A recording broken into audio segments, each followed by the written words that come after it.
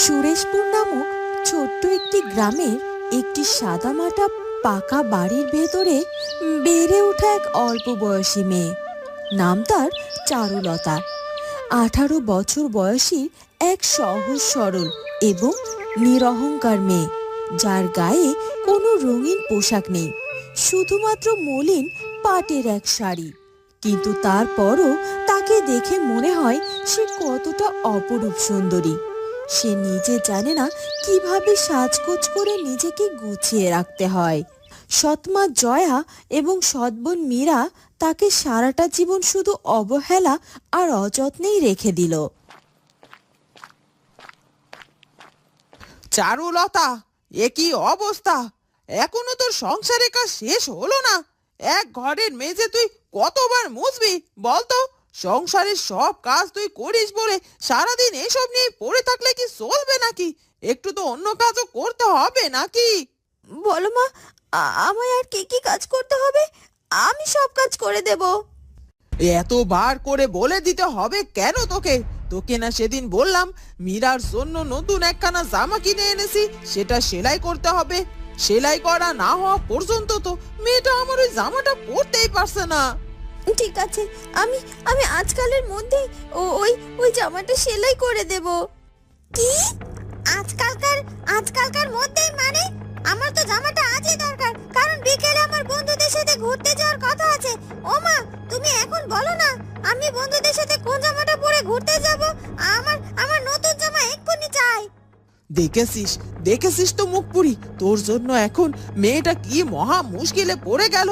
কত শখ করে জামাটা কিনেছিল মেয়েটা, ভেবেছিল এটা পরে বন্ধুদের বাড়িতে ঘুরতে যাবে। তোর জন্য এখন সেটাও হলো না। দাঁড়া মীরা, তোর নতুন জামা পরার ব্যবস্থা আমি করছি। এই চারুলতা, তোর একটা নতুন জামা ঘরে তোলা আছে না? ওই যে তোর বাবা সেবার বাণিজ্য করে ফেরার সময় নিয়ে এসেছিল, ওটা তুই মীরাকে দিয়ে দে। হ্যাঁ হ্যাঁ, আছে তো। কিন্তু মা, মানে ওটা তো বাবা আমার জন্য এনেছিল, আর আজ অব্দি ওই জামাটা আমি পরিনি, সযত্ন করে তুলে রেখেছি। আসলে বাবা তো আমায় সবসময় কিছু কিনে দিতে পারে না, তাই ওইটা যে আমার কাছে অনেক মূল্যবান। মা, রাখ তো সব আদিক্ষেতা। মীরা তোর একখানা জামা একবার পরলে কি ছিঁড়ে যাবে নাকি? একবার পরে এসেই তোকে না হয় ফেরত দিয়ে দেবে। দে দে, এখন আর কথা বাড়াস না, জামাটা ওকে বের করে দে তো। এরপর চারুলতা কিচ্ছুটি না বলে তার ঘর থেকে তার বাবার কিনে আনা নতুন জামাটা বের করে মীরার হাতে দেয়।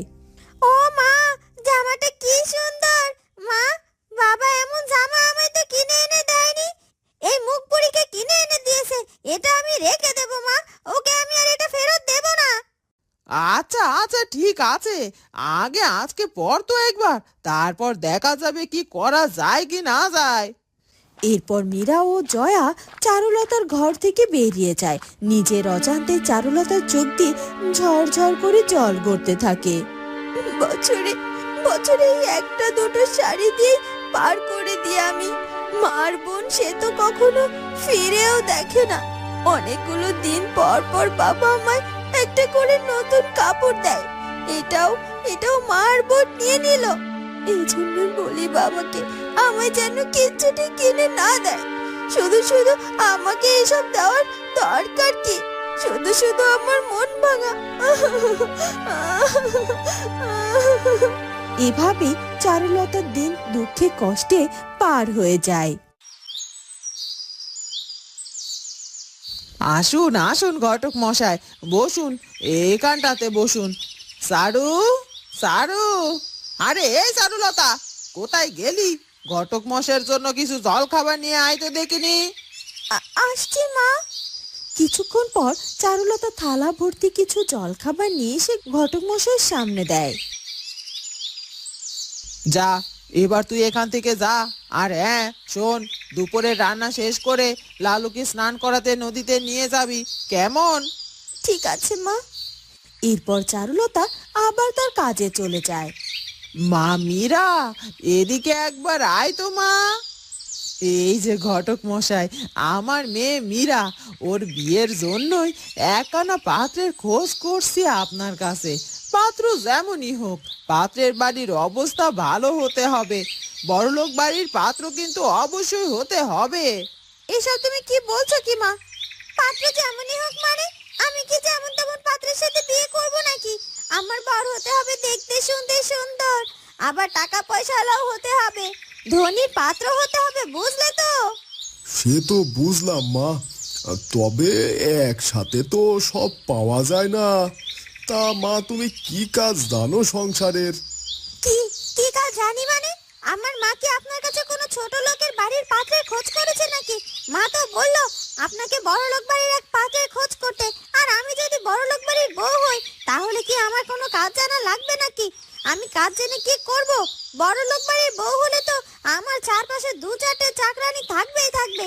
আমি তো পায়ের উপর পা তুলে চাকরানিদেরকে হুকুম করব শুধু। এই যে এখন চারুলতাকে যেমন করি আর কি। মীরা, তুই চুপ কর মা। এসব কি হচ্ছে কি? মানে ঘটক মশাই, আপনি ওর কথায় কিছু মনে করবেন না। ও সংসারের কাজ টুকটাক পারে, আর বিয়ে দেওয়ার আগে আরো কিছুটা শিখিয়ে পড়িয়ে নেবক্ষণ। আপনি ভালো একখানা পাত্রের খোঁজ দিন তো আগে। সে সব ঠিক আছে, কিন্তু চারুলতা নামে যে মেয়েটিকে দেখলাম, সে তো আপনাদের বাড়ির বড় মেয়ে। তার বিয়ের খোঁজ না করে আগে আপনারা কেন ছোট মেয়ের বিয়ের খোঁজ করছেন বলুন তো? আর আমার কাছে ভালো ভালো কিছু প্রস্তাব আছে চারুলতার জন্য। আশেপাশে সবাই তো চারুলতার কাজের গুণ সম্পর্কে জানে। সে তো এক নরম ভদ্র সংসারী মেয়ে। তাই ওর জন্য ভালো ভালো ঘর থেকে প্রস্তাবও আসে আমার কাছে। নেহাত চারুলতার বাবা বাড়িতে থাকেন না, এই জন্য বাড়ি অবধি প্রস্তাব নিয়ে আসতে পারে না কেউ। শুনুন ঘটক মশাই, আপনাকে আমি ডেকেছি আমার মেয়ের বিয়ের ব্যাপারে কথা বলার জন্য, তা নয় আপনি ওই মুখপুরীটার বিয়ে নিয়ে কথা বলছেন। দেখুন ঘটক মশাই, ফের যদি আপনি ওই মুখপুরীর বিয়ে নিয়ে কোনো কথা বলেন তাহলে এই বাড়ির ত্রিসীমানায় আসবেন না কিন্তু। আর আমার মেয়ের জন্য ভালো পাত্রের খোঁজ যদি দিতে পারেন তবে এই বাড়ির সামনে আসবেন। এখন আসুন আপনি এখান থেকে। এরপর ঘটক মশাই সেখান থেকে চলে যায়। দেখ, আমার আর ভালোই লাগে না। ওই চারুলতা দেখছি দিন দিন আমার জীবনের কাল হয়ে দাঁড়াচ্ছে মা। আমার সবকিছুর আগে আগে ওর থাকা চাই। তুই এত চিন্তা করে মাথা খাস না তো। চারুলতাকে আমাদের জীবনের কাল হয়ে থাকাচ্ছি। দেখ না ওর জীবনের 12টা আমি কি করে বাজাই।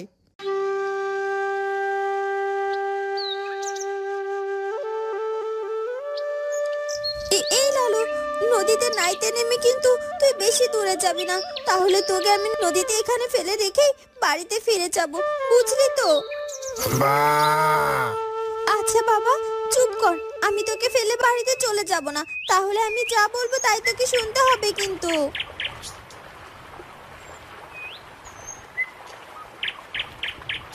কি চারু, তুমি এইটুকু একটা মেয়ে মানুষ, তুমি কিনা এত বড় একটা গরু নিয়ে নদীতে স্নান করাচ্ছ?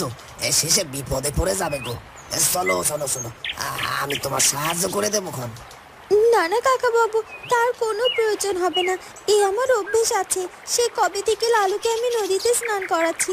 তবে আপনি যে এইটুকু মুখের কথা বলেছেন তার জন্য আপনাকে অনেক ধন্যবাদ কাকা বাবু। সত্যি গো, তোমার গুণে কদর না করে পারিনি। বিধাতা তোমার মধ্যে যে আরো কত কি গুণ লুকিয়ে রেখেছেন তা বিধাতাই ভালো জানেন। তুমি যে বাড়ির বউ হবে তারা তো খুব ভাগ্যবান গো। ভাগ্যবান? এই কথাটা আমার সাথে যায় না কাকা বাবু। বিধাতা তো আমাকে মুখপুরি পোড়ামুখী অভাগী করে পৃথিবীতে পাঠিয়েছেন গো। তাই আমি মনে করি আমার সাথে যার কপাল জুড়ে যাবে তার কপালখানা যে পড়বে কাকা বাবু। এটা তোমার মনের ভুল ধারণা মা চারুলতা। জন্মের পর তুমি তোমার মাকে হারিয়েছো, তারপর সৎ মা এসে তোমার উপর যে অন্যায় অত্যাচার করে তা আমরা পুরো গায়ের মানুষই জানি গো। আর আমরা সবাই এটাও জানি, এখন তোমার জীবন যতই দুঃখ কষ্টে থাকুক না কেন, বিধাতা এক সময় তোমার সব দুঃখ কষ্ট দূর করবেনই করবেন। আশীর্বাদ করবেন আমার কাকা বাবু। এখন এখন আমাকে লালুকে স্নান করিয়ে শিগগিরই বাড়িতে ফিরতে হবে, মা আবার বকাবকি শুরু করে দেবে। এরপর চারুলতা তার পোষা গরু লালুকে যত্ন করে স্নান করিয়ে দেয় আর সে বাড়ির দিকে রওনা দেয়।